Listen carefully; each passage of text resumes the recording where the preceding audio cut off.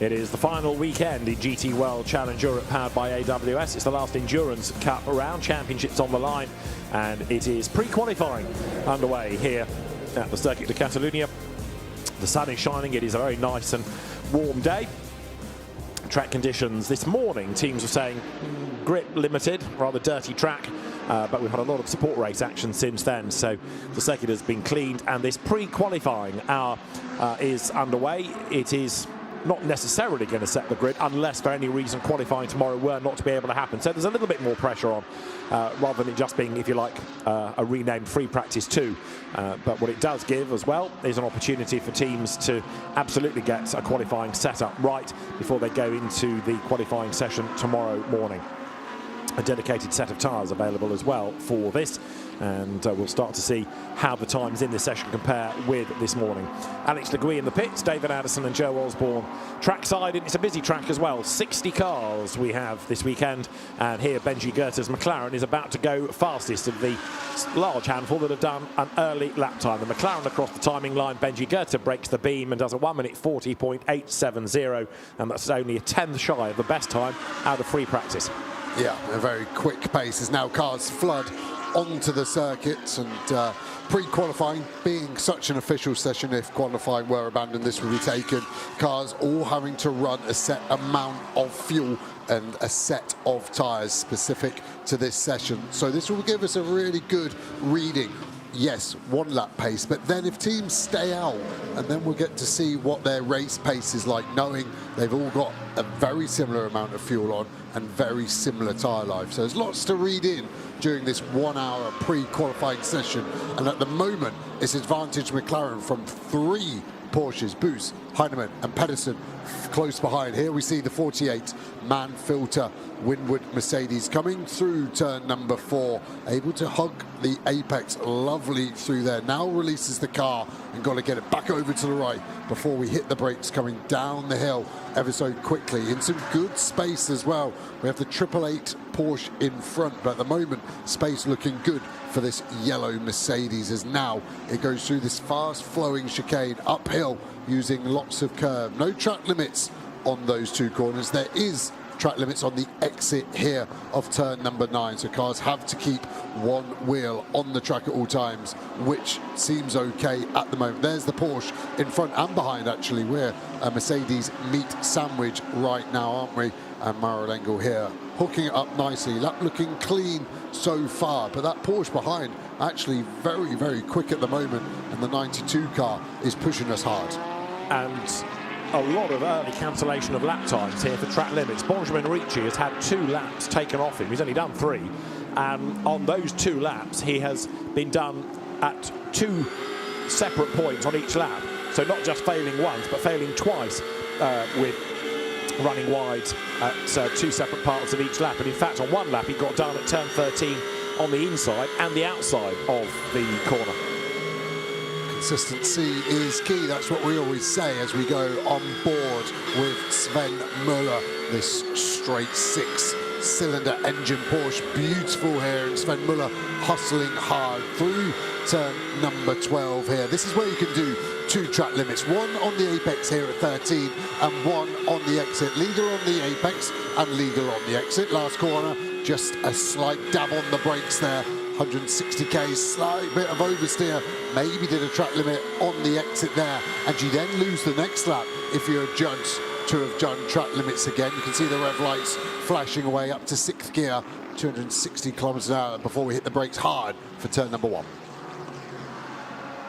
You can see the constant stream of cars, can't you, trying to fit 60 cars onto our shortest endurance length lap of the year here at Barcelona, 4.6 kilometers long, and drivers always complaining, trying to find positions. The teams have the data, all the cars carrying a GPS sensor, which is then overlaid onto a track map, so you can see where all the cars are. Really, the only gap at the moment is at turn number 9, but at the moment Mauro doesn't need a gap. Pace looking good for him, and at the moment we don't have a Mercedes inside the top 20, do we? This lap should put him somewhere inside the top 10, as long as that Porsche in front doesn't get in his way, and he's going to cross the line now. And where's this lap going to put him? Puts him P6. Not a bad lap from Maranello. Looks like Eddie Cheever is on a quick lap in 7th of the purple sector 1.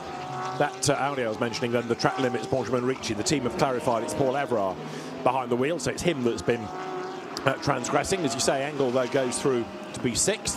Benjamin Goethe's McLaren still the fastest car. Eddie Cheever, very good in the first sector, as Joe said, but he's dropped a bit of time in the middle. But interesting, isn't it? People have kind of come out fighting in this. There's no softly start. Everybody on their toes, and there's a greater feeling of urgency and commitment about this than there was to free practice earlier on in the day. Yeah, last session before qualifying, so this is your final chance to get your eye in. Now on board with the 48 car of Engel. We've lost time in sector 1, not too much, just over 4.5 tenths, but we will be getting in the dirty air of that 92 Porsche in front, and you can see the Porsche quite loose into the corner in front of us, so having to work hard there. And again, Maranello just starting to get in the dirty air. As you can see that live track map in the bottom right corner, coming down this pit straight downhill into the slowest corner of the lap, all the way down to 70 kilometers an hour. And there is track limits on the apex there. We must have been close to triggering that. We saw this as a Maranello line earlier, keeping it very tight into 11. Double apex here at 12. You V the corner off, gravel gets thrown up on the exit. You can see the Porsche. I think we might box after turn 13 here. We're keeping it tight, and actually we're backing out of it to try and find some space. So many laps being taken away. We've only been going for, what, 10 minutes, and already the 35 lines on the timing screen full of cancellation of lap time. So there's one that's lost a lap of late. Charles Witt's number 32 BMW. But whatever we think the order might be, that is no guarantee because it's changing all the time with people losing laps. Marvin Kirchhofer has taken over now from Benji Goethe in the car that was fastest. You've got Bastien Boost second and Dennis Marshall third. This is Sean Galisle in number 991 BMW that we're looking at. And he is pressing on downhill. So we have the BMW out of the Bronze Cup heading up towards turn 12. Not everybody yet has gone out.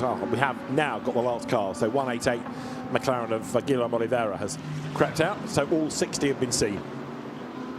I wonder if that was a problem for the 188 car, or they're just trying to let the cars get flowing and then slot into a good bit of a real estate. But the Garage 59 sister cars currently first and fourth place, and it was the lap from Goethe, wasn't it, that put the car that Kirchhofer is now driving in top position. And I'm interested to see the drop off in the tyres. Charles Wirtz here is on a lap which probably should put him inside the top 10 as well. It seems the middle sector not particularly BMW friendly, but the first sector very BMW friendly, as he now crosses the line but backed out of that last sector, so it does not make a massive improvement.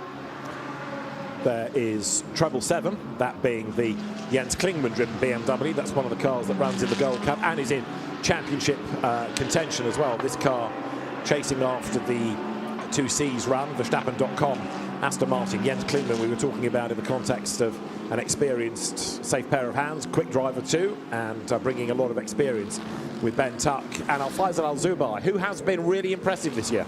Yeah, big step up pace performance-wise for Faisal Al-Zubair. The Omani has been in phenomenal form. Pace-wise, consistency, hasn't made a major mistake either, which we've seen some of his rivals do. Fair amount of debris on the pit straight there. Looked like vinyl, the way it was getting flicked up in the air as we pick up the 111 CSA car with Simon Gachet currently behind the wheel of this black and gold McLaren.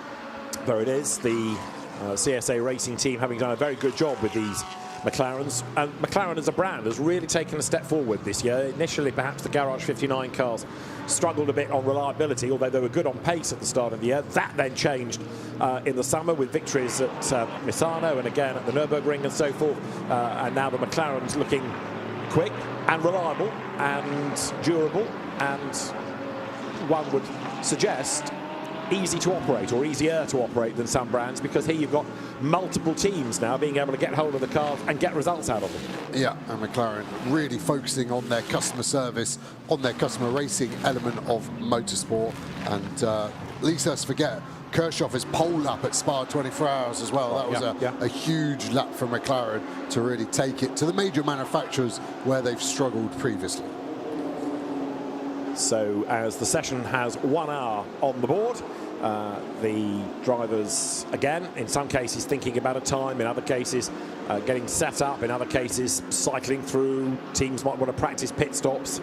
That is Max Jensen at the wheel of the number 42 BMW, the Century Motorsport car. Max Jansen, the Dutch driver, sharing with Will Moore and Jared Wilberski. He didn't get many laps in, he didn't feel this morning, but Max being given the driving duties now. Yeah, and he's in contention, isn't he, for the overall championship in silver. The way he's split his program, he's in a Paradigm car in sprint and then Century for endurance. So it's only him in that car available for the championship. So his teammates will be playing double wingman for Max Jensen.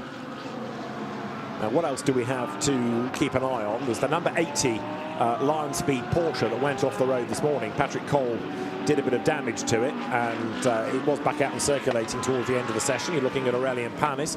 There was also, was there not, Joe, a question mark over the number 63 Lamborghini that won the Spa 24 hours, the Pride Strike 24 hours of Spa. That was having some work done after free practice. Yeah, walked through the garage after free practice, and the whole engine bay was disassembled. The engine was okay, but it was the gearbox and differential out, and the team wouldn't tell me it was a problem or as a setup change. Sometimes easier for these teams if they want to make a large differential change for the handling of the car, just to change the whole component. So it is out there on track, so quick work from the Grasser team to do a full gearbox and differential change on that car.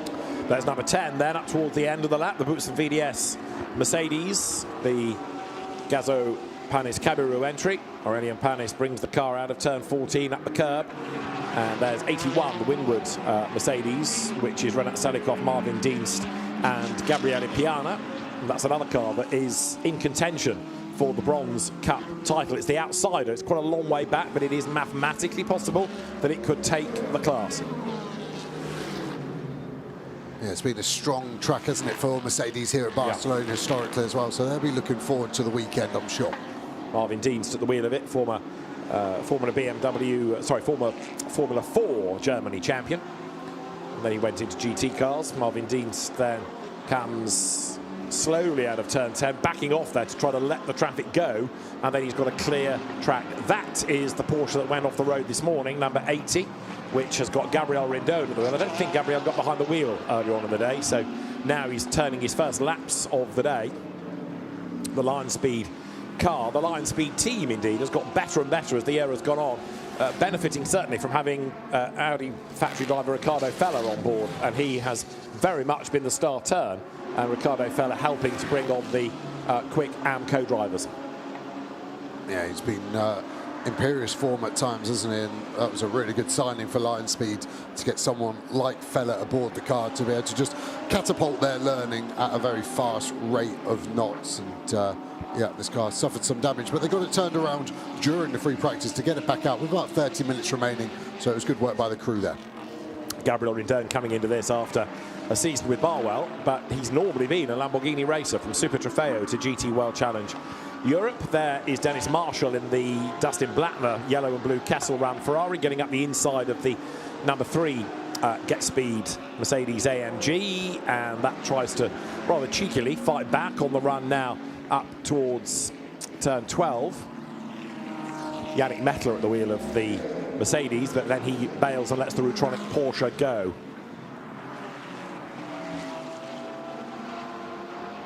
Just feels, though, doesn't it, a more urgent session already.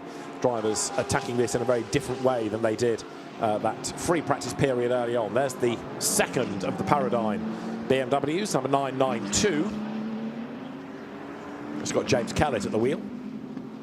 And we were praising him earlier on, saying how well he'd done this year. And he has indeed class winner at the start of the season. Charles Clark, Pedro Ibrahim on board with him, and going now up through the right-hander of 12. looked pretty loose when we picked it up, that BMW sister car just in front of it and another BMW behind, and at the moment this isn't a BMW session, is it? Fastest BMW down in 23rd, the Rover car of Marciano there. So after being strong in free practice this morning, and Farfus was fastest for a time, ended up second fastest. BMW don't seem to be liking this higher track temp, and that is something that Farfus touched on, wasn't it, in his interview with Alexander Legui earlier, that when the temperature comes up, they seem to suffer more than the others. And we are at 5 minutes to 3 local time. Race doesn't start until 3 tomorrow, so this session, or the remainder of this session, is really the best opportunity, the only opportunity they're going to get at having a feel of what the car and the temperatures are going to be like together. That's the other Rutronic Porsche, the Maurice Schuring, Luke Hartog and Antares Au 911, that has a 3-place grid drop after Antares Au had a slightly odd move that was deemed to be dangerous in the paid test the other day. Yeah, and the car controller warning the drivers, now a car in the fast lane, lollipop up means you can go. They'll be waiting for their minimum time, which will be fuel linked in the race. And just looking at the track limits, there's on average 7 to 8 track limits a minute on track. It's impossible to call them, but we're going to start to see 10-minute stop and goes, I think, in the next 10-15 minutes, which really shows you drivers struggling with the track limits. The areas being monitored: exit turn 5, exit 9, apex 10, exit of 13, as well as the apex, 13, and the exit of the last corner where Daniel Ali has just gone through in his Corvette. So lots of hot spots and difficult for the drivers, but they need to learn where the rules are, because it's becoming more of an issue, and in the race it will be a bigger issue for them. Yeah, you get the feeling, don't you, that in free practice they weren't allowed to do what they wanted, but a bit more leeway was given. First session of the day, but it's certainly been tightened up now. So, you know, there's no messing. You exceed the track limits, your lap's gone. It's not, well, you get 3 warnings and then we'll delete a lap. It's straight away. If you're outside the playing area, then your lap goes. There's number 93. That's the Chiva Pulcini Frogger Ferrari, the Ziggo Sport Tempesta car. And it is Marco Pulcini at the wheel. Number 93 drops down the hill. And this is the view on board with Marco Pulcini on a different lineup this year, with Jonathan Cui only really being involved for Spa or for IGTC races. And Marco Pulcini brought in, although early on in the season he was a bit of a track limit offender, which cost him a good result, but the car still going nicely here. Yeah, pace good. We've got Chris Lullum in front in the Verstappen.com Aston Martin, and gives us a great illustration, able to keep the car much tighter on the exit, looking a little bit loose there for Pulcini. And just looking at this car's pace over the session, it was Chiva who was very quick at the start. He was in the 41s. Pulcini now is in the 45s. Yes, some of that is Pro-Am difference, but the tyre deg here, massive. 2 to 3 seconds we're hearing from new to used, and that's what Pulcini's struggling with, and that's why I'm impressed with his pace, because look at Lullum in front. We've done the whole of sector 3 and we've maybe lost 6 or 7 tenths, but we're looking very strong. So turn number 1, hard on the brakes, 262 k's, down to 3rd gear, 2nd gear, 100 kilometers an hour through the right, over the curb on the left, hard on the throttle, snap of oversteer there. You can see how hard Pulcini's working here. Again, able to keep the car tighter round this long radius corner than Lullum in that Aston Martin. Into this long 180-degree corner, 2 apexes is normally the preferred choice, but look at Lullum in front. That's what I'm taking from this onboard, is that Aston Martin does not look good, or doesn't look comfortable to drive, to say the least. Difficult corner here at turn 5, downhill off camber, hooks the apex curve up lovely. The rotation of this 296 Ferrari from Ziggo Sport Tempesta looking really nice at the moment. Here we go again through the chicanes at 7 and 8, and again we're sticking with Lullum, so this is phenomenal pace from the bronze rated driver of Pulcini in the 93, and the car looking okay. Yes, it's a little bit lively on the rear end, but looks controllable and almost enforced by the driver, and sometimes you want that rotation. If you trail the brake in, you can keep the weight on the nose, get the rear to step out, save the throttle, jump on the gas, light up the rears, and try and get some of the radius of the corner done by rotating the car from the rear, not just the front, can turn a race car if it's well set up and you're confident with it. But this, at the moment, looks like a really well-balanced race car. 10th fastest at the moment for the 93, but their race pace is looking strong as well, and that's how they'll want to end the season, because it has been difficult at times for Chiva, Froggatt and Pulcini, who we're riding on board with right now. But that was a nice lap, I have to say, from Marco Pulcini, and if I was coaching him, all I'd really be asking for is, can we roll out the brake slightly sooner, because we're able to get on top of these apex curbs relatively easy. So the line perfect, but can the speed be higher? And that's the greedy nature of a racing driver. Chris Froggatt looking onwards, looking pretty happy along with his AF course mechanics. Marco Pulcini, twice a Pro-Am champion in the IGTO series, International GT Open, and came from Ferrari Challenge, so very much a Ferrari specialist. More and more lap times, by the way, are being removed. And there, number 48, which had Mauro Engel at the wheel earlier, has gone to Lucas Auer. And this is a car, of course, involved in the Pro Cup Championship fight, as towards the end of the lap comes Auer. Mattia Cairoli, the third driver of the car there, 5 points ahead of the Müller-Picariello-Niederhauser combination. Yeah, just interesting to see the direct comparison now between the 296 Ferrari and this Mercedes AMG Evo 2. V8 in the front versus a V6 in the back. So the big difference. Balance looking lovely for the Mercedes. High speed stability seems okay. Able to pick up the throttle hard and early. Slight bit of rotation at the apex. This is looking good. So let's keep an eye on the top speed in the Ferrari. We were just kissing 262 kilometers an hour before having to slow it down to just under 100k. So we're slightly better top speed by 2k's in this Mercedes. He's running third, not second. That's a gear ratio difference. Carrying 3 kilometers an hour more. Less curve at the apex, 2 for Lucas Auer here. The Austrian misses that apex though, and that's why I was talking about Pulcini. Maybe he was just under committing speed, and that's why the lines look perfect. But Lucas Auer here, more on the ragged H, I would say, right now. And lap time wise for the 48 car, his last lap was a low 44, so it was a second quicker than the Ferrari we rode on board. And I think you can see that in the energy. You've got the RJN McLaren in front and the Valkenhurst.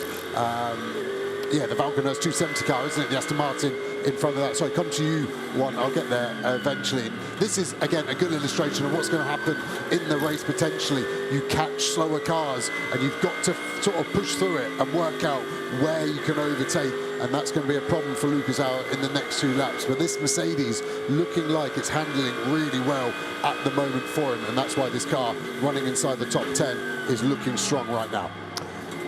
Getting very busy, as you say, up the road ahead. So Lucas Auer currently 8th in the times. You've got McLaren from Porsche, from Ferrari from McLaren. The best AMG Mercedes 5th, Lucas Stolz, number 17 in the Get Speed car. Porsche 6th, Ferrari 6th, Porsche 7th, Mercedes AMG 8th, Mercedes AMG 9th, and Ferrari 10th. And that was a great illustration of the RJN McLaren backing up here. We're going to see a car going through the gravel on exit of 12. The berm is getting bigger and bigger, isn't it? That's going to start getting down to the bottom where potentially the curb they're going to bottom out on, because they've generated such a rut. And the 97 car there. And ironically, with all the track limit warnings, that isn't a track limit there, because you're not 4 wheels off the track and it's not being monitored. So that was Luke Hartog having a moment. There is 222, which is Charles Dawson, British GT champion at the wheel, won that a week ago. He's raced here in GT4 in the past. A couple of years ago, he had a rather large accident up at turn 12, but Charles Dawson this year has been an absolute standout bronze in British GT. Even after the first round, people were screaming he was too quick for his bronze driver grading. So the car ended up with extra weight, and they still came through to win the championship. He and Cian Jewis, who joined Tom Levin as the trio driving that car this weekend. So you've got this year's British GT champions with last year's GT4 European Series champion. Good, strong lineup. Really strong lineup as we see the Garage 59 car get released back into action there. And yeah, the 2Cs team doing a mega job, and they've really able Dawson to show his potential by giving him a very fast but also stable Mercedes GT3 car. But he knows this car inside out. He's raced here as well, which helps. But you know, this is the car he's driven all season, so he's comfortable with it. Charles Dawson, we have seen in previous GT World Challenge Europe Endurance Cup events, so he's been learning fast, and certainly a man to watch for the future. Carl looking a bit nervous coming out of turn 12 there. He's got the Aston tucked up behind. So Charles Dawson presses on. 60 cars we have in the session, and just under 32 minutes of this final pre-qualifying session to go. Joseph Lote now at the wheel of 59, the fastest McLaren. That tops the times. Yeah, they've cycled their drivers quickly, haven't they, the 59? Yeah. That's all three have been in the car within the first 30 minutes, so deciding to give everyone 10 minutes and then maybe decide to park the car up and save the mileage, or go back to maybe the driver they feel needs the laps the most out of those three. So interesting strategy there from our current fastest car, the 59, Garage 59 car. There is Jeff Machiels in number 52 Ferrari. That's sixth at the moment, and third in the Bronze Cup, but going nicely that car. Ferraris always seem to be fairly fleet of foot around the Barcelona circuit as well when it comes to GT World Challenge Europe. So there is Jeff Machiels, and keeping an eye on what everybody else is up to. The Lion Speed Porsche that was doing really well in the free practice session, really struggling so far. Even Ricardo Falla hasn't dragged it above 59th out of 60, which you would say is quite a surprise. Yeah, and like I said at the start of this pre-qualifying session, why is it called pre-qualifying? Because if qualifying were cancelled, it would get taken the results off the back of this, so it's rather more official. A set fuel load and a set of tyres have to be used, so that's why it's a great illustration. And yeah, this car second last right now, and didn't see any damage afterwards. The team were happy with it. They were just tracking it up, stringing all the geometry was a-okay, they said. So yeah, very surprised on this one. Another car that's a long way down is 32, Ugo de Wilder in the WRT BMW. That's only 56th. Now I know we've got half the session to go, but one or two are out of position. I'll put you a question, David. Do you think BMW are potentially trying to hide their pace here from their competitors, just purely on their lack of laps they're doing?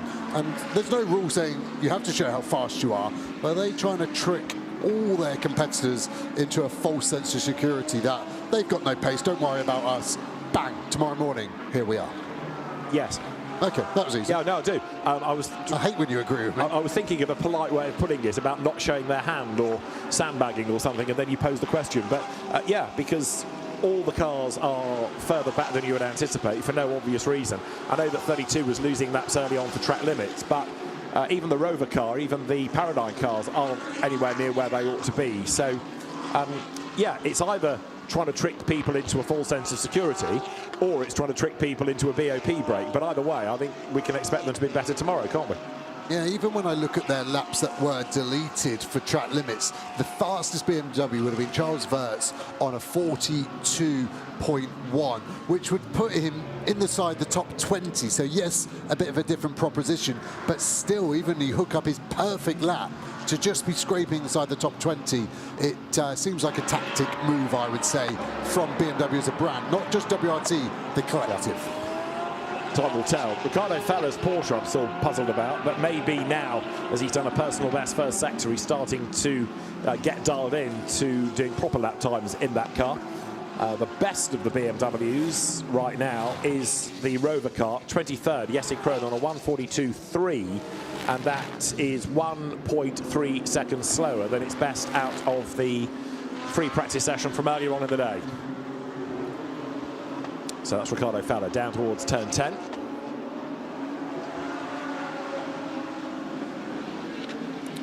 I mean, on the timing sheets from earlier, and I thought it was, but it wasn't actually Fella that did the time. It was Klopp, wasn't it, who clobbered the barrier at turn 3. But I'm not suggesting Fella hasn't got the pace, but this car maybe is a bit sensitive to its tyres, be it brand new or pressure related, and if it's not in the window, then it's unable to deliver it. It was a green sector 1, it wasn't particularly good sector 2, it goes up 5 places, but that is still only 54th place. Yeah, you'd expect Fella to be much quicker than the others in that car, wouldn't you? Patrick Kolb having done a good job early on before it went off the road.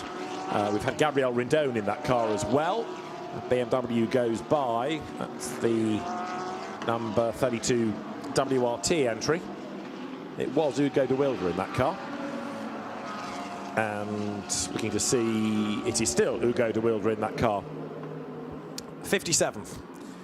And we know that BMW and WRT as a team know exactly how to go about a weekend, and often you think, gosh, they're struggling, and then just when it matters, sometimes they don't even do it in the first stint of the race. Remember Paul Ricard, the BMWs in stint 1 seemed to be nowhere, and by the end of the second stint, they were 32 back in the mix.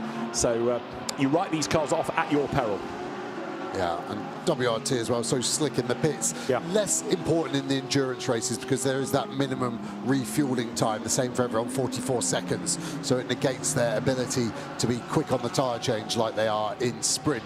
But they're always very close to the margin and never lose any unnecessary time, I would say, in the pits.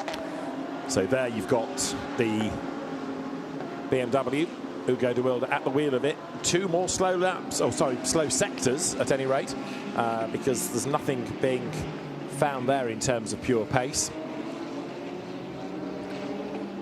Just looking on the lap timing, so I'm seeing everyone's last laps on the HH timing software, and actually their race pace is strong. So where everyone else has settled into mid to high 44 lap times, they're able to stick there too. And actually a 44.1 for this car a few laps ago would be a very quick race pace. Yeah. So their 1 lap pace, bad. Race pace, good. What's important? Race pace. So qualifying, maybe they're going to have a struggle, and then, like you say, David, they'll race forward. Yeah, time will tell. But on other occasions, not just this year, but previous seasons, you look at the BMWs during the weekend and think, gosh, they're struggling, and then they come away with a win. And those cars, and WRT knows exactly how to play the game as a top team in the sport. You ignore them at your peril. What about Porsche? Because right now, that's not looking as promising as it did. You've got 888, which is a Bronze Cup car, second, but it's a very odd order and a very odd, despite the fact it feels quicker, the times aren't illustrating it's quicker for some than what we had at the start of the day. Yeah. Is this the nature of the fact that it's now hotter and there's a bit more rubber down and it's affecting the cars in different ways? Yeah, the track temp is 27, so it is warmer than this morning, of course, but it's still not hot by any stretch of the imagination. Air temp 24 degrees here, so it's a lovely day here at Barcelona, but I would expect faster lap times. I just think the track surface is in an odd place right now.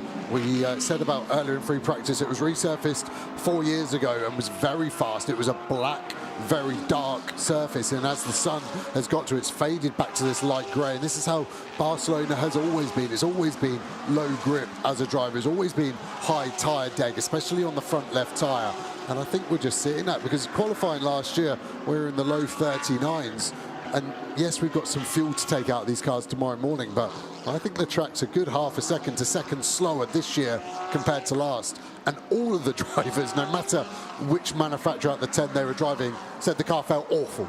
And that's the problem. And I've had that as a driver. You go, the engineer will ask for a balance, and you go, it's terrible. I have everything. I've got understeer, I've got oversteer. The car's trying to kill me. And then you go, but you're P1, and you go, well, it's not that bad, but it's still not great. And you almost just have to rely on the lap times. If it's low grip for everyone. Yeah. You can't make it feel nice, but as long as the lap time's nice, that's all important. But while your car is doing all of those things, you assume it's just your car. Then you get out of the car and everyone else does the same thing. You don't feel so bad, I guess. Yeah, exactly. And that's where the engineer-driver relationship is strong. And the engineer quite rightly has to pipe up and tell you to close your mouth and carry on with driving. As we see a good overtake here. Some team radio coming in from a Get Speed car. And short info, however, you were stuck in a gearbox. You've been 1 tenth quicker each sector than our in clean air. So good job, Luca. So Luca Stolz quicker in clean air than Lucas Auer in a comparable car. And it's Luca Stolz, as you've heard, in the number 17 Mercedes there, the Get Speed car coming up towards the timing line with the number 15 BMW of Marcello Tomassoni just up the road ahead. And Stolz trying to find a way past. Look, he's on the lights, darting in and out of the draft, but hasn't got the grunt in a straight line to clear the BMW, which is interesting. Yeah, and that's a great illustration of BOP. The Mercedes 2.5 seconds a lap faster on the previous lap, but unable to get past in a straight line, and the BMW now just cruises around. And this is now a second lost for Lucas Stoltz, whose pace has been very quick, as his engineer was highlighting. So they've got a good race car underneath him. Should be able to get him on the brakes here. But again, the BMW stretches legs and closes the door. And this is all good race learning. But Lucas Stoltz starting to get frustrated, no doubt. Still can't clear 15. So Tomasoni not getting out of the way either. He's trying to drive his lap. Eventually he does give it up and let the Mercedes AMG go through. But yeah, all useful for the race, isn't it? If you're involved in a battle with a BMW, you've just had an indication of how difficult it's going to be to get past. Because with respect, that's not the fastest BMW either, is it? No, 1.2 seconds lost for Lucas Stoltz in sector 1 alone. So now trying to steady the ship, make sure his tyres are clean, and he's actually got a phenomenal amount of space for GT World Challenge. He has the whole straight in between turn 9 and 10, so he may just back up out of here. And again, the good teams will just be talking to Luca. Now you're in sector 3, Luca. We have 2 cars leaving pit lane, so if you can, lose 4 or 5 seconds to make sure you are clear. And we're going to see a lot of that in qualifying. There isn't a regulation of how fast you need to go in sector 3, and we've seen lots of blocking and jostling for position, so keep an eye out for that in qualifying tomorrow morning. This is Stoltz then bailing for the pit lane. What was interesting as well was the comment about being stuck in a gear, but Stoltz comes into the pit lane. Down he comes then now to the pit box.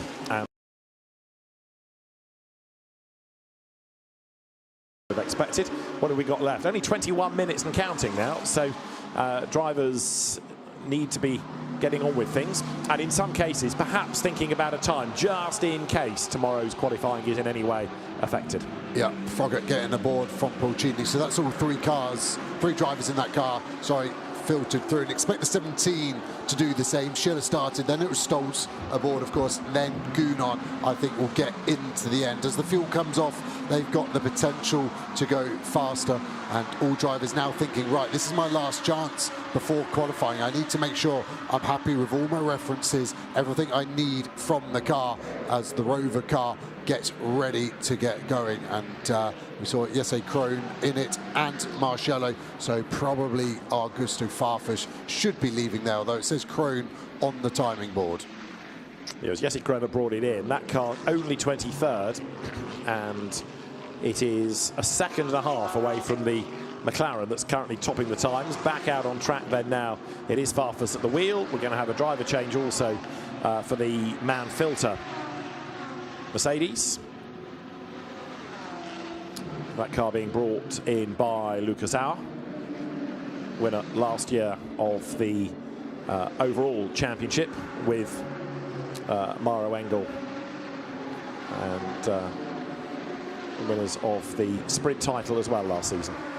Be good to know the strategy on the teams, wouldn't it, for this pre-quali, how they order their drivers. As a driver, I would want to do this in quali order. So if I'm doing quali 1, I want to be out first, because that's the fuel load I would have in the car and go through there. Or is it their race order? Is that how they're going to do it? Or is it something completely random? They put their fastest in first to make sure the balance is good, or they put their fastest in last when the fuel's lowest? There's a huge amount of strategy calls there, and that's where it's hard as a driver to get 2 other drivers to agree with your strategy. You're stupid. You've got to get the clever engineer to agree to it as well. And that's where the team element comes prevalent. And that's a bit like what we've seen increasingly in qualifying, because in the old days you just automatically assumed that your best driver would go in last because that's when the car's lighter and you want the time. But as you've made the point, sometimes it's harder to drive it on full tank, so that's when you need your quicker driver. And now it's the average rather than just one time that counts.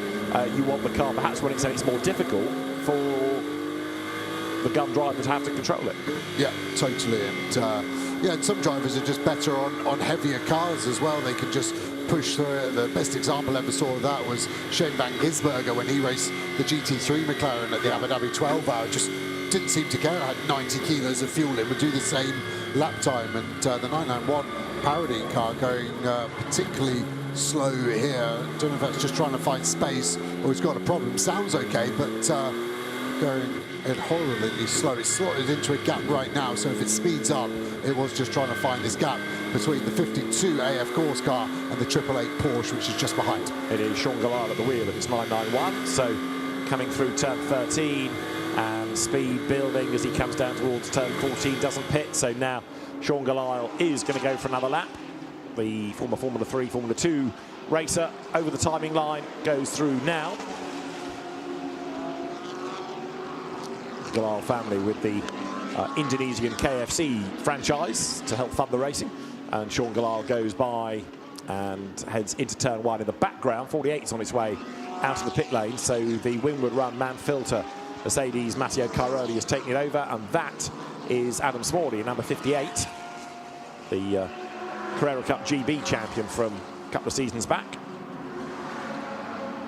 Fastest in its class as well, 4th overall. So we're seeing a good mix of classes, aren't we? A pro car with the white background on your timing tower, then a bronze car. It's Bastian Boos doing the time for the 888, then that gold-backed car with McDonald in 4th, and then our first silver car all the way down in 14th. So a bit of a gap to the silver graded driver. So the McLaren here accelerates down towards turn 7. Adam Smalley having given way to Dean McDonald now. The timing display updates. So I think the pit stop had been made, but it's taken a while for the driver ID to be switched by Dean McDonald behind the wheel. Jules Gounon has taken over number 17. Looking to see who else may or may not be out of position. Well, collectively, all the BMWs. And number 7, Aston Martin, Marco Sorensen is only 27th. Jordan Pepper in number 63, Lamborghini, is only 26th. But then you kind of come back to the fact that there are so many competitive cars, they can't all be up in the top 10.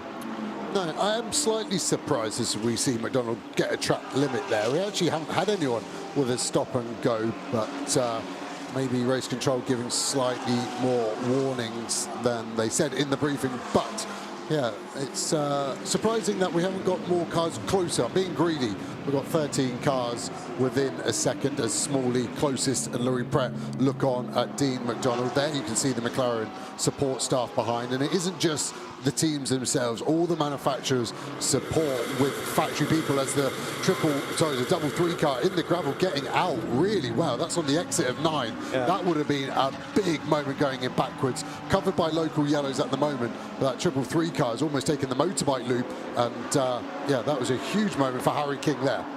Yeah, Harry King doesn't often do things like that, but he's had a moment, so let's try and piece it together. This is on board with Harry King, number 33, Aston, rides the curve at 7, curve at 8, heads up towards turn 9.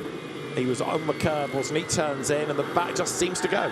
Yeah, it was a late turn in. I've not seen a car turn in that late over the exit curve, but it all looked okay. It was just very, very loose for him. So I don't know if they've changed a bit of setup, taken a bit of rear wing off, but that came round on him pretty quickly and did well not to get beached, and has continued on track. Sometimes the teams like the drivers to come in, you want to check the car over, but that gravel so fine can get in the belts of the engine and then cause a bigger issue.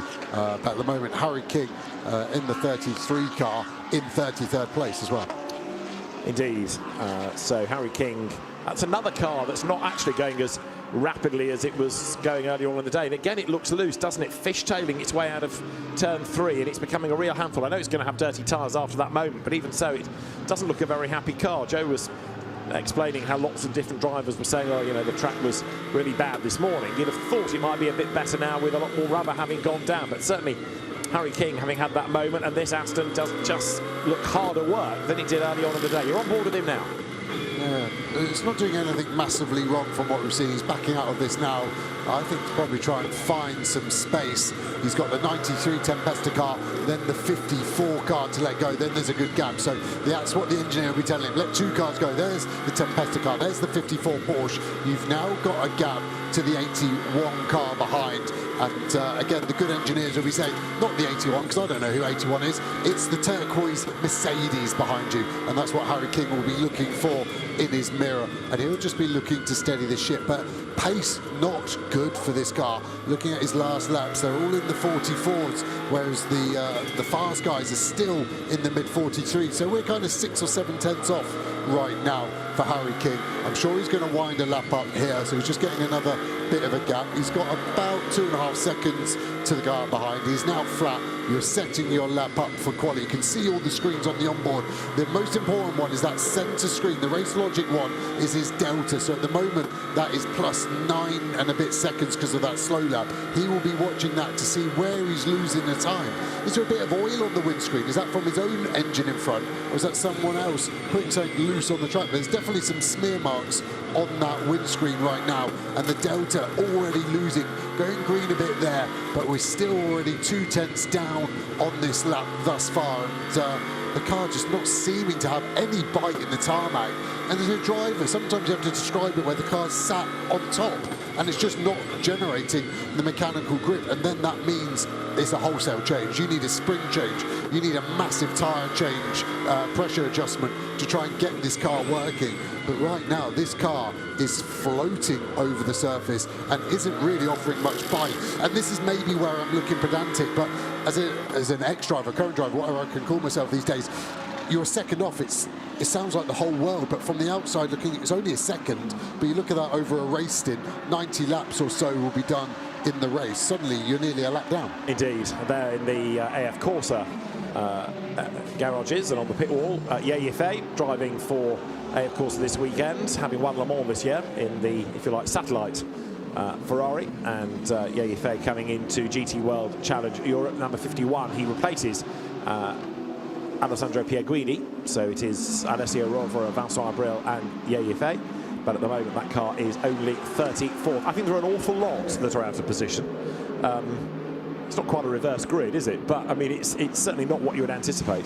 No, and that car's just sat in pit lane as well, interestingly. So maybe they are done for the session. You can see the Greystone GT team getting to work there. Is that just a brake pad change, bedding another set ahead of the race? They had a wheel bearing issue earlier when I spoke to Jaden Kelly. He was happy with his own performance, but couldn't quite believe the driving standards, let's say, in this category. And I kind of had to politely say is no one's here to make friends. Everyone's looking out for themselves. He's probably never been on such a busy grid, has he? I mean, with respect, the McLaren Trophy is 15, 16 cars, and it's better this year than last. But 60, I mean, in anybody's book, it's a big grid.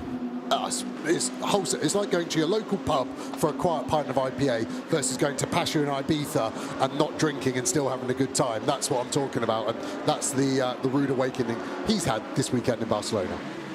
Rude awakening when the Stella Corvette fires up and you're looking into the Stella garage right now. There is the car in question, and it is Adam Ali at the wheel. Daniel Ali and Lorcan Hannafin are the co-drivers. This is the view out the front coming into 14.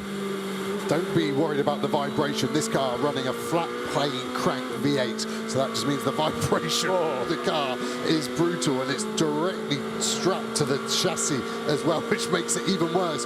The good illustration of this camera angle is that is what your eyeballs are doing in this car, and it shows you the energy going through it, and the phenomenal sounding car. Energy's got to go somewhere, and right now it's going through our camera. Starting to feel a bit queasy watching this, and this is only for 2 corners. So Adam Ali pressing on, but yeah. It reminds me of that night in Pasha I was talking about. Well, absolutely, I was thinking this. Yeah, that was without your IPA. So the Stella Corvette. There's an insurance claim from the camera crew going in now for another onboard. It's being rattled about. We've got a pit lane speeding investigation against number 991, Sean Galile. And you've also there got number 10, Mercedes on track, that being the Mercedes AMG that runs in the Silver Cup. Cesar Gazo at the wheel of the car. Again, a long way down, only 53rd. It's almost hard to work out who's the most out of position, because there's just a phenomenal amount of cars. That Boots and VDS car is the Stella car defending. No, it's getting out of the way. I thought it was going to be a miscommunication there potentially, but that car has been very dominant in the silver category at times this year, and like we're seeing, well outside the top 50. So that car I would expect to be in 20th, for example, so 33 places lower than my prediction would have been. There's a lot of this that doesn't make sense, because even allowing for the cars that, like the BMWs, you expect to be much faster, even where you find a brand like a Ferrari that's quick, it's the wrong one. You know, with respect to the Dennis Marshall, Dustin Black and a Conrad Lawson combination, you expect it to be one of either 50 or 51 because of the driver combinations they've got. So either people are working through a program and not caring about whether they do a time today or not, and focusing on tomorrow, or whether there are teams in trouble, or whether they are trying to play the system on the BOP, you can discuss. But there are very, very few that make full sense. You know, you find the number 17 Mercedes, it's only 5th, and yet there are cars ahead that you wouldn't anticipate to be there. Yeah, and we've got to wait for quali for some of that to come out in the wash, and then we've got to wait for the race. Championship finale, least us forget, and we've seen a phenomenal end to the Sprint Championship in Valencia, where we had 2 races where it looked like the 32 BMW had lost it in race 1, and then a dramatic ending meant it won the championship. Similar story, British GT last weekend. It was an amazing race, and I expect something similar tomorrow. And we had some interesting weather at Donington, and my forecast for tomorrow here looks like there's some rain in the area too to contend with. So that will throw things into the mix. We've had that in the past for the Sprint Showdown, which was last year, and now going to Endurance Showdown this year in Barcelona. So find out what the weather gods have in store tomorrow. It's the Endurance Showdown, but also, of course, therefore we'll start to see other titles decided in the combined championship, where you take Sprint and Endurance together. There is the BMW of Mathis Lismont, former Lamborghini racer, pressing on behind 2 quick cars. The Get Speed number 17 Mercedes of Jules Gounon, 96 Porsche is there as well, which is also a long way back. Now, Patrick Niederhauser in number 96, that car was this morning 3rd. It did a 1:41.0. Now it's done a 1:42.6, so it's lost 1.6 seconds, and it's 36th in the times. That makes no sense. Should we stop trying to make sense of it? Yes. It's hard to call, and like you said, the traffic is going to be a huge factor here. The tyre drop-off is a huge factor, and the teams will be trying to find a setup which ultimately delivers the fast lap time, but then doesn't overwork the tyre potentially and cause it too much stress. It's looking good balance-wise, again, from the outside here for Niederhauser in the 96 Retronic car. He's able to keep it within the track limits, and interestingly has the very fast 17 Get Speed in front of him of Jules Gounon. So he'll be able to work out where he is in the food chain as we now jump on board with him firing in to turn number 1. Slight snap of O's as he hit the brake. Did he have a left rear on the curb, or is that just the looseness of the car? Short shift to 3rd. Through this long right. Again, you expect a short shift to 4th here as he picks the throttle just to try and help the traction. He does not. He keeps it flat through there. So he's obviously got good traction in this Porsche. Straddling the curb into turn 4 is normal. Hooks it up nicely, rotates the car, picks the throttle up. 540 horsepower or so in these GT3 cars. Getting it over to the right, hard on the brakes. The Porsche always V's the corner off, with the engine being on the rear bumper. You want to manipulate that weight as best you can, and the best way of doing that is creating a V shape out of the corner where possible. Some corners not possible. This chicane, for example, you've just got to go the shortest distance there is available to you. Another quick Porsche. This is the Alfred Ranauer driven car, number 92. So another one that comes in bronze, and it's got the Schumacher CLRT 911 up the road as well. That was Larry Ten Voorde doing good times early on. It's now Super Cup champion Alessandro Giretti at the wheel, and that is the treble 8 Mathieu Ditry, now Fabien Duffieux Porsche. Bastien Bous was in the car early on and put it up to 2nd in the times. That's another one that looks good. There's a trend all of a sudden for Porsches to go black and gold, isn't there? So that car heads into turn 10, and having touched on Bastien Bous, who was driving it earlier on, to do the 2nd fastest time, Bastien Bous is in the pit lane with Alex Legui.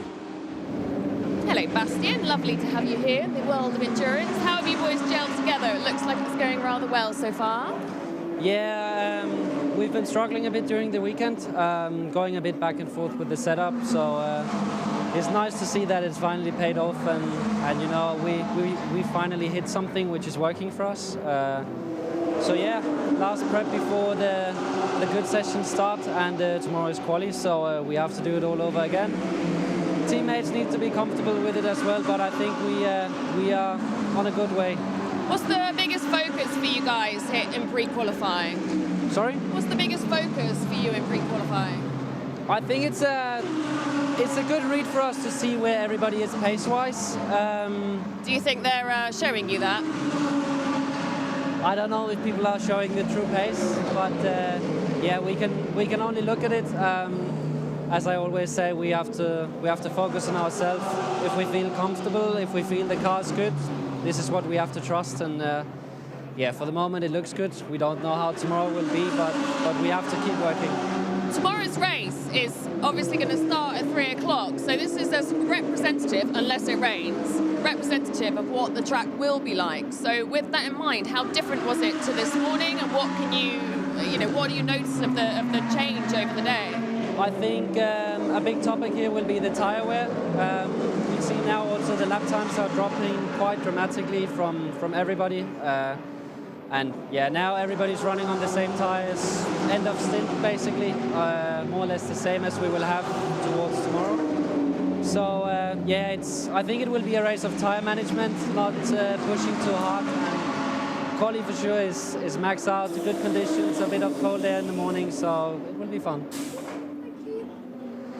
So Bastien Bus looking on as the UNX Racing car run by the Dynamique Racing team comes out of turn 14 with the Renault car at the road ahead. That is Joseph Loke, who has not done the fastest time, but he's in the fastest car. Benji Goethe did that right at the start of the session, and nobody's got there since. I think it was his first proper flying lap that Benji Goethe did the time on.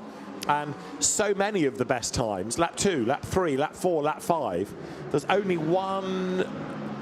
tell you a lie, 3 or 4 other cars that have done anything after that, round about lap 20 or 22, 14 or 15, but they're a long way down the order. But the bulk of the best laps done before lap 5. Yeah, as an illustration for this car, you're right, David. The first lap was the fastest, 40.8. The next lap, 41.8, 1 second slower. The third best lap, a 42.1, so another 4/10 slower. So that's the tyre drop-off. That's what is going to be so interesting in qualifying, that these guys have got 1 lap, then the tyre is done. And as suspected, they've given the lion's share of the running to Joseph Loke. He's been in the car for the last 30 minutes now, so they obviously feel he just needs a bit more race pace in him. And at the moment, yeah, the tyre drop off huge, and Joseph Loke, for example, only in the 43s as the BMW is grinding to a halt there, and if that doesn't fire up quickly, full course yellow I think will follow. Well, with the flag is imminent anyway, because we're 3 seconds away from the checkered flag. The car has got started, but the checkered flag is out, so the session at an end, and the BMW getting going anyway, so the session allowed to go to the very end. No dramas in that respect, but a really odd session. Yeah, maybe that BMW just emptying the last bit of its sand out there, out of turn number 5, or maybe low on fuel, because we've stayed green for the full hour, so the teams would have had to get their call right, and yeah, sure enough, it's stopped and gone again. He would probably be better to pull off the track rather than sitting in a relatively blind area and deciding against my advice, and third time lucky. It's Felice Gelmini at the wheel of the car, Clio champion, and probably, I think I'm correct in saying, the fastest of the 3 in that car. He'll be on the radio to the team perhaps and explaining what the problem is. They will offer advice or instruction, but yeah, maybe he can get away with doing that because it's the laps of the checkered flag and their people are at a slower pace anyway. But if this were with a totally green aspect of the session, it might be getting him in hot water by limping around. Everybody pouring through to take the checkered flag. Joseph Loke has done so in the Garage 59 McLaren. Great illustration there of the long pit straight with the brow as the cars drop down towards the first corner. Still they pour through. Still they pour through. And all 60 cars venturing out on track during that session. But as we've been talking about quite a lot, there's no real obvious pattern in all of that, and I think some of the teams are most definitely keeping dry their powder for tomorrow. It feels like the hardest race of the 10-round GT World Challenge Europe season to call who's going to be on pole. I've got to be boring and say this car, because it finished the last session on the fastest by 2/10, but everyone's tyre drop-off was so big, if you didn't get it on that first lap, it is really hard to call. But good job by the 59 crew at Garage 59, and this car ends fastest in this session. By 0.267 of a second, and it was the leading 12 within 1 second of each other. The top 3 shown, the rest of the order scrolls through That's not overly helpful if you don't know the number of the car, but the short code of the driver and their time is what is being illustrated in order. So you need to know who's in what car before that makes total sense. But it was number 59, McLaren from Garage 59, Joseph Loeb, Marvin Kirchhofer, Benji Goethe at the top of the times. 888, Mathieu Detry, Fabien Duffieux and Bastien Bus, Porsche second. That's the best of the bronzes. And third, second best bronze, Conrad Lawson, Dennis Marshall, Dustin Blattner.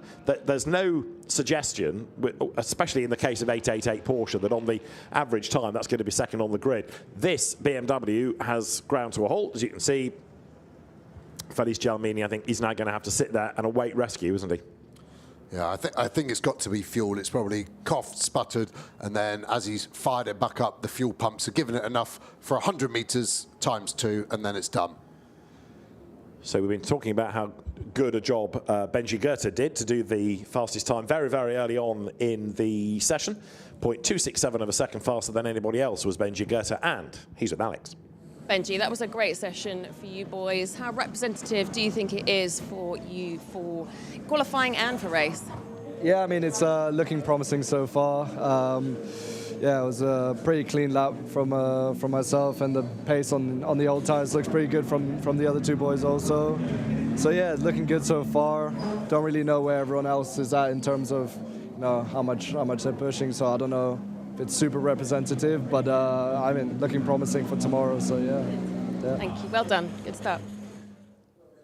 Noticed in the background a moment ago, two old lags from Formula First 1987, Chris Goodwin and Kelvin Burt, together, having been on track as rivals a long, long time ago. So there is the McLaren in super slow-mo, with Joseph Loeb having brought the car to the end of the session. The Macclesfield driver, who was a winner a couple of years ago of the BRDC Autosport Young Driver of the Year Award, and moved up from GB3 to FIA Formula 3, had a really tough season in that, and then a career change. I think it's paid off. He's not done that many races really this year, only the Endurance Cup effectively, but he's done a good job as Joseph Loeb, and has got better and better as the year has gone on. So I think the switch to GT racing was a sensible one. Yeah, Shrewmood in his first year already looking like a complete driver.